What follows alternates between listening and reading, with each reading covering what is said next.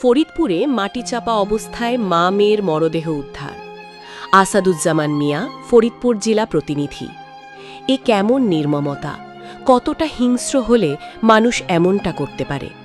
মা ও তার 4 বছরের শিশু মেয়েকে কে বা কাহারা মেরে মাটিতে পুঁতে রেখেছিলেন।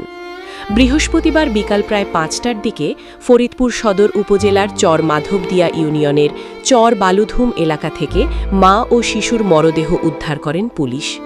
পুলিশ সূত্রে জানা গেছে, স্থানীয়দের দেওয়া তথ্যের ভিত্তিতে অভিযান চালিয়ে মাটি চাপা দেওয়া অবস্থায় মরদেহ দুটি উদ্ধার করা হয়। মরদেহ উদ্ধার করে ময়নাতদন্তের জন্য ফরিদপুর মেডিকেল কলেজ হাসপাতাল মর্গে পাঠানো হয়েছে। ফরিদপুরের অতিরিক্ত পুলিশ সুপার সদর সার্কেল আজমির হোসেন বিষয়টি নিশ্চিত করেছেন। ঘটনার রহস্য উদ্ঘাটনে পুলিশ তদন্ত শুরু করেছে।